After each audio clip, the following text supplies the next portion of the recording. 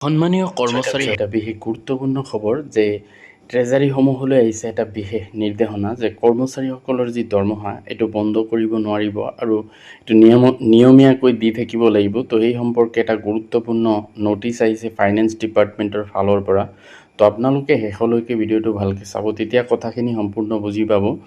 এইটো চাব পাৰিছে government of Assam finance SIU department বিত্ত বিভাগৰ ফালৰ পৰা আহিছে যে যিহেতু শেহতীয়াকৈ শিক্ষা বিভাগে সমগ্ৰ বিভাগটোতে 25,000তকৈও অধিক শিক্ষক আৰু কৰ্মচাৰী নিযুক্ত কৰিছে।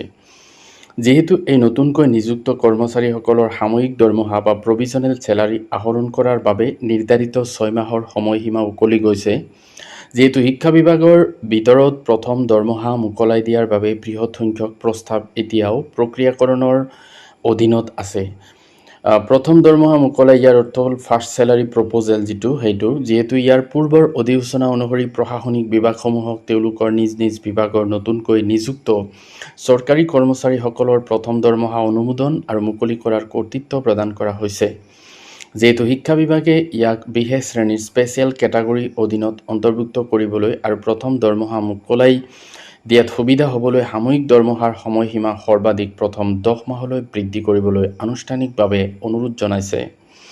গতিকে বৃহত্তৰ স্বাৰ্থত আৰু নতুনকৈ নিযুক্ত কৰ্মচাৰীসকলৰ প্ৰথম দৰমহা সঠিক সময়ত মোকলাই দিয়াটো নিশ্চিত কৰিবলৈ সমগ্ৰ শিক্ষা বিভাগৰ শিক্ষক আৰু কৰ্মচাৰীসকলক সাময়িক দৰমহা মুকলি কৰাৰ সময়সীমা তেওঁলোকৰ চাকৰিত যোগদান কৰা প্ৰথম মাহৰ পৰা 6 মাহৰ পৰা 10 মাহলৈ বৃদ্ধি কৰা হৈছে। সমগ্ৰ অসমৰ ট্ৰেজাৰী বিষয়াসকলক এই অধিসূচনা কঠোৰভাৱে পালন কৰিবলৈ আৰু শিক্ষা বিভাগৰ অধীনত নতুনকৈ নিযুক্ত শিক্ষক আৰু কৰ্মচাৰীসকলৰ দৰমহা মোকলাই দিয়াৰ প্ৰক্ৰিয়া ত্বৰান্বিত কৰিবলৈ নিৰ্দেশ দিয়া হৈছে। এই আদেশ তৎকালীনভাৱে কাৰ্যকৰী হ'ব।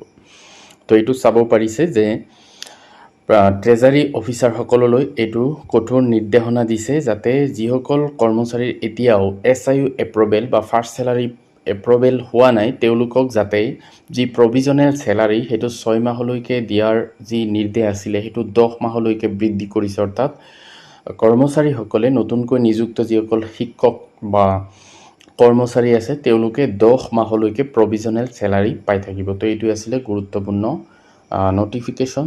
Thank U.